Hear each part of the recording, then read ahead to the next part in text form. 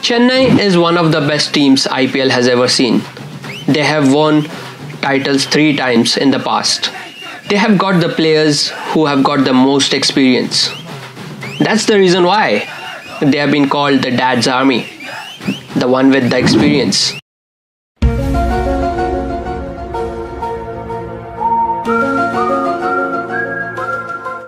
Namaskar, Kia ora, and hello everyone.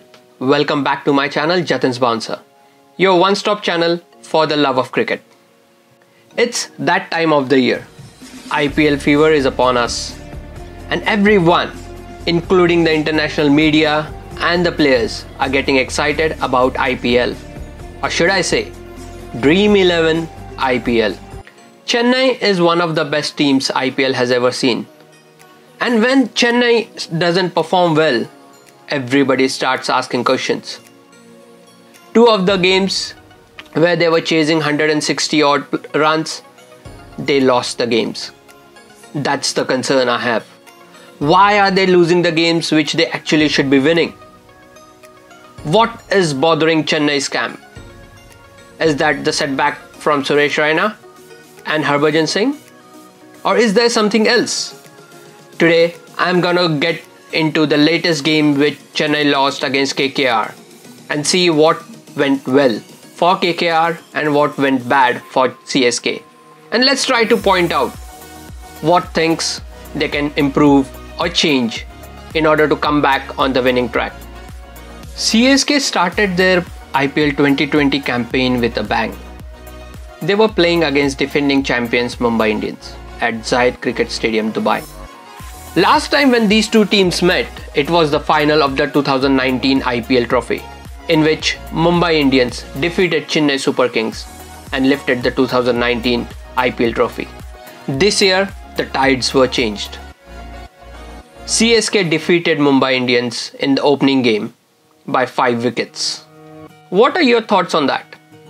What do you think Chennai is doing wrong? Do let me know by commenting in the comment section below. And while you're there, consider subscribing to the channel and also hit the bell icon so you would get a notification of my next video.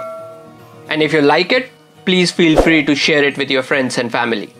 So coming back to Chennai, right? They won the first game with 5 wickets and it was a convincing win, at least from my point of view.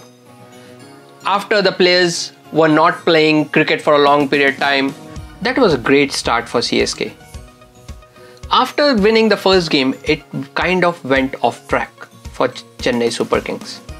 They lost the next 3 games, out of which one of the games they were chasing a total of 160 odd runs, and they fell short.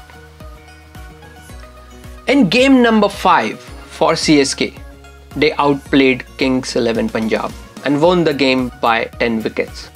That is the biggest margin CSK has won a game till now. After seeing that performance, I was pretty sure Chennai is getting back on track. But what I saw in the last game against KKR was completely opposite to what was there in the previous game. So what happened? To start on with, KKR won the toss and Dinesh Karthik on all his new looks. Yeah, for some reason KKR is having a transformation in their looks. They have got an in-house stylist with Abhishek Nair. So let's see who all gets a new look and a style in the upcoming matches for KKR. So KKR won the toss and Dinesh Karthik decided to bat first. This might be a sheer coincidence, but the 6 games which Chennai has played, all the 6 games, they were chasing a total. KKR was playing with the same 11, and why would a captain change the winning combination, isn't it? Whereas CSK made one change. They got in Karan Sharma in place of Piyush Chawla. KKR on the other hand provided Rahul Tripathi the platform. He was asked to open with Shubman Gill. This actually helped Sunil Narine a lot. He was under some pressure with his recent form while opening the innings. Rahul Tripathi made a brilliant 81 of just 51 deliveries. And Sunil Narine, who came at number 4, blasted 17 out of just 9 deliveries. And Rahul Tripathi, who was all happy and blushing during the presentation ceremony, swiped out all the trophies for himself. And he was blushing because SRK was cheering for him. You would do that, right? The second move which DK did was holding off Sunil Narine. Sunil Narine was given the 12th over to bowl. At the halfway mark of the Chennai's inning, it was looking like Chennai would comfortably get the score and win this game. So Dinesh Karthik got in Sunil Narine to bowl over number 12. Overs 12, 13 and 14 kind of set the tone for the rest of the game. When you're chasing, you want to accelerate in those 3 overs. And DK made sure CSK was not given that chance. Sunil Narine gave away just 5 runs in the 12th over. Result of which, the 13th over, which was bowled by Kamlesh Nagarkoti. Kamlesh Nagarkoti, a young fast bowler. I first saw him during the Under-19 World Cup when he was touring with India for the World Cup in New Zealand. A young lad generating a pace of 140 plus consistently, and a bowler who can bat too. That's always a bonus. And I was quite impressed with the sheer pace he was generating. He was quick, he was fast, and I was pretty sure that he will make a big mark when he gets a stage.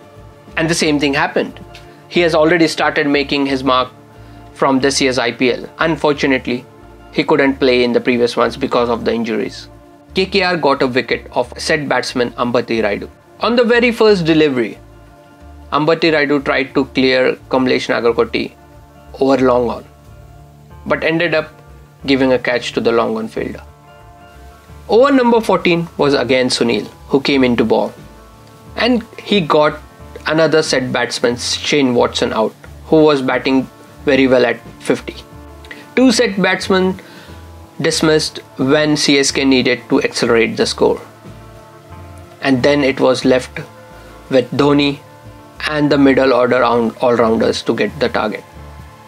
Seeing Dhoni bat where he was not able to connect showed that pitch had really slowed down. It was really hard to connect with the ball. And with Dhoni's dismissal, it was pretty much over for CSK.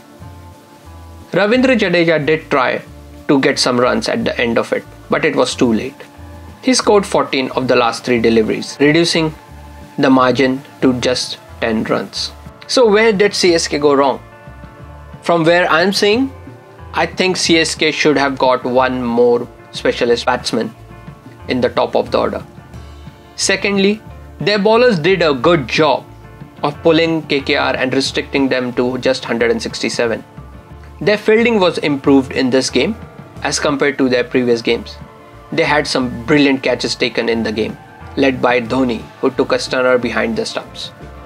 And who can leave our own Ravindra Jadeja out? Couple of brilliant catches at the boundary rope.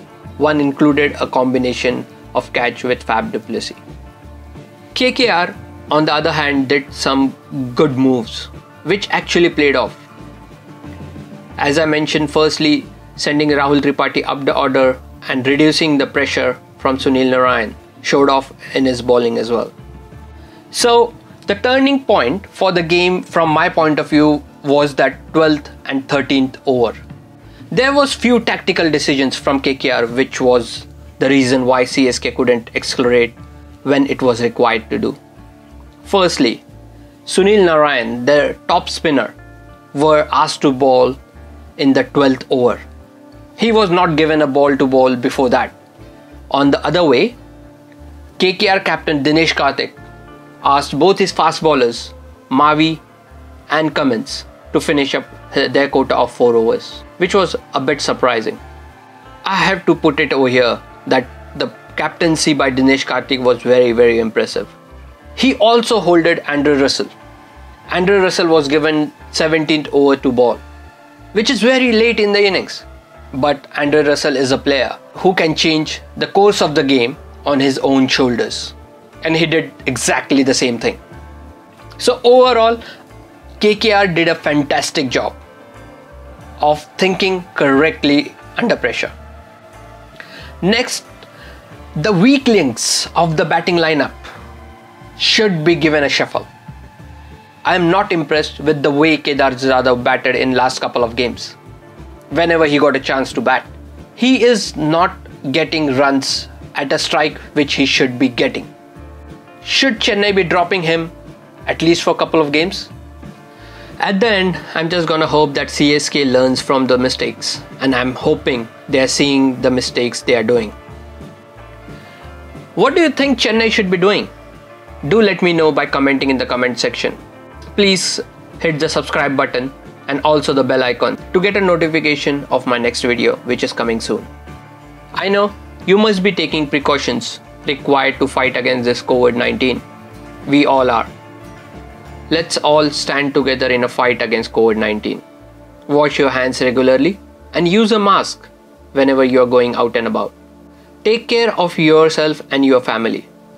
Until next time, Kiya Kaha, stay strong, stay healthy, see you soon.